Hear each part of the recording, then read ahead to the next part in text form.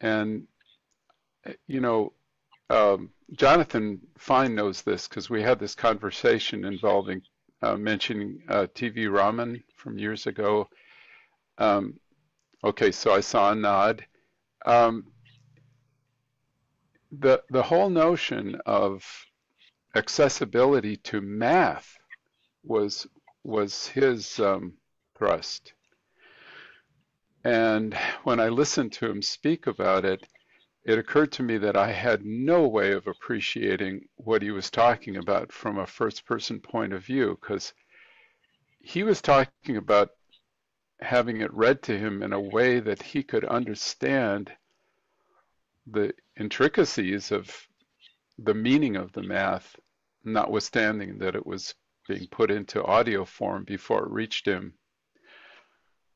That's not something that I have any expertise in. So that's just by way of saying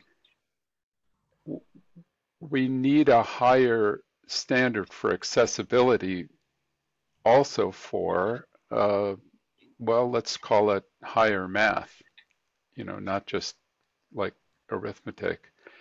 So I wonder if that's being supported to the point where someone with the um,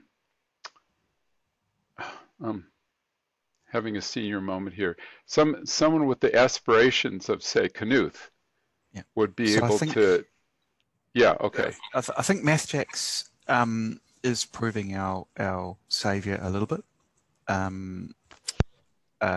The screen readers that most of us use are able to digest simpler expressions. The undergraduate math student is or can survive depending on the actually depending a lot on the LaTeX skills of the author of the content. If they use too much that is weird and wonderful and don't keep things as simple as possible, then someone else hasn't taught the screen reader how to convert that thing into something readable or listenable.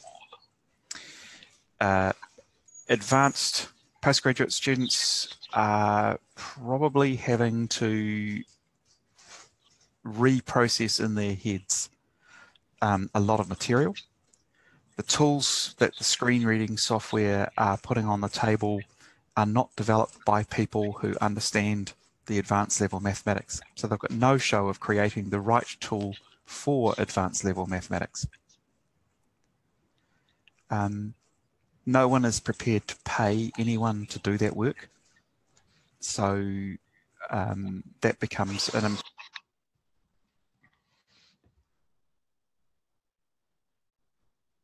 Thank you. Sorry, I just saved you from the coffee machine going loudly. That means that the advanced level math student is never going to be given the tools at this stage. They're going to have to be smart and possibly smarter than their colleagues or classmates. That's one reason why I ended up in statistics instead of in maths. I don't have to deal with triple integrals that I can't follow the end of the first to the third integral. I remember that being one of my biggest bugbears. And to read raw LaTeX files from the people who were writing the course material, my solution in the end for myself, if I had to write them out myself, was to write my own user-defined commands for things like summations and double summations and triple summations, so that I only ever had three arguments, so I knew where the first argument finished and the second one started to my triple summation. So I had to rewrite things in my own LaTeX code. LaTeX gave me the power to do it, but no one else wrote in that style. So I could write things for myself and for anyone else, but I couldn't read things that other people were creating. That problem still exists today. We haven't solved that one at all. I agree with you, Jonathan. That problem still exists today. I'd like to say something from my own experience relating to this. I'm writing up some mathematics. It's research level mathematics. And in writing it up, I'm seeking clarity for myself and clarity for the reader, but I also have in mind what I'm aware of in terms of the difficulties that blind or visually impaired people have. And what I found myself writing was I needed to show that a quantity X had a particular expression, and it had to be a symmetric expression. And I wrote X equals Y plus Z, where Y is this and Z is that. And I looked at Y and said, we follow the rules and we get something that is symmetric, except for this little bit that's left over.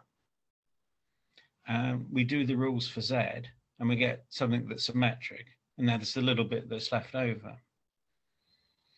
And then what do you know? Those two little bits that are left over combine to give you something symmetric. Now, I was able to explain that argument, but to follow it in the detail, because what we're doing is we're constructing consequences of a rule. We've got a rule, and then we say, from this rule, we get this consequence. So we have to apply the rule. We have to check the steps. And in writing that thing, I have to refer to previous equations. Now, in LaTeX, I can refer to the equation number, or I can refer to the paragraph that contains the equation, or I can copy out the whole equation. But none of those are particularly satisfactory, I think, if you're reading with sight. What is satisfactory is that as you read that paragraph, those particular equations come in from the perimeter and show themselves in the central part of the screen, or near to the central part of the screen. And for a blind person, I assume it would be that when I reference a particular equation, you could sort of ask the screen reader to read that equation out to me, or remind me of that equation. And in that way, the weaving of the argument together becomes clear. If you've properly cross-referenced things and hyper-referencing things, and it's in HTML, we do jump. So we know from equation 2.5 link. So quickly hit the link. What was 2.5? Open that in a new window, and there it is. That's 2.5. Oh yes, I remember what that was now. Close that. Carry on reading. So the ability especially in a you think about a printed page where you would have had to physically turn pages back to where was equation 2.5, and hopefully it was in the same chapter, but you're flicking around. In a digital sense, for people who have got used to driving the tools efficiently and effectively, I actually think we're better off than we were in terms of our cognitive load that we're having to hold on to. So the digital documents that have been structured correctly and have full cross-referencing have reduced my cognitive load considerably.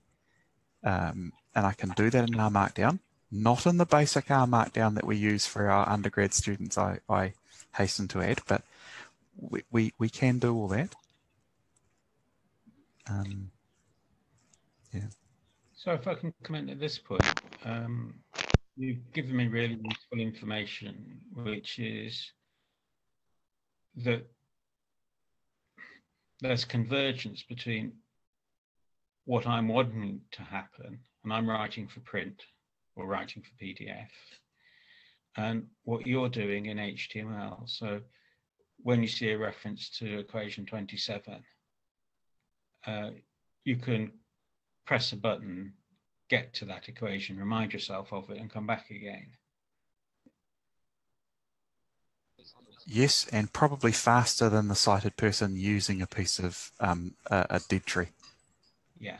Who's flicking pages and having to go back and, is it here yet? Am I there yet? Am I there yet? Oh, yes, I am. There I am. Oh, good God, what was I reading? Flick back, flick back, flick back. Yes.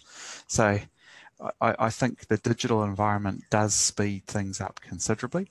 I can imagine a world where for sighted people, as you hover over a cross-reference off to the side, is that equation being put up in a speech bubble like thing?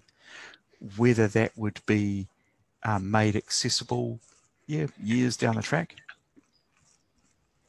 But I would say it's inherently possible today to do the sort of the floaty speech bubble cloud. Remember that equation? Here it is. Well, in fact, oh, I'm sorry. What comes to my mind, and then we'll have Arthur, is that when you start a paragraph, you're given a very brief statement that there are dependencies, and you can ask for the dependencies to be read to you at the start of the paragraph or at the end of the paragraph, or as you encounter them. And that would be the blind interface. And the sighted interface would be, as you start a paragraph, there appears on the side of the screen the dependencies, and you can glance at them and do whatever you want to do with them. That seems to be a convergence between the two approaches, and it's something that is related very much to typography, which is the presentation of material, but it's got nothing to do with paper typography. Except that you don't want to be told about everything that is possible, because possibilities is an infinite set. You don't want to be told about the subset of possibilities available to you at a given time, because that will then mask the real thing that you're there to do, which is read the paragraph. So for a blind person, it has to be a on-demand based mechanism. You know, even for example, we're on a Zoom call. You know, I can't turn off the feature that tells me when people are joining or leaving the meeting or screen sharing and things like that. Some of those messages are quite important for the flow of the meeting. But if I'm on a call with 50 people coming and going, I can't hear the call. And that would translate into what's going on when you were reading a couple of pages with, and by the way, if you want to at this point in time in this paragraph, you can refer back to those 17 equations. I don't need to know that. What I need to know is that when I get to the point in the sentence that says refer to equation 5, that I can actually know that that automatically means that if I wanted to, I could go back to equation 5 on the fly. So I think there's a different way of thinking about the demand and supply of information because of what's going on with the cognitive load for the person who has to listen to it in linear fashion.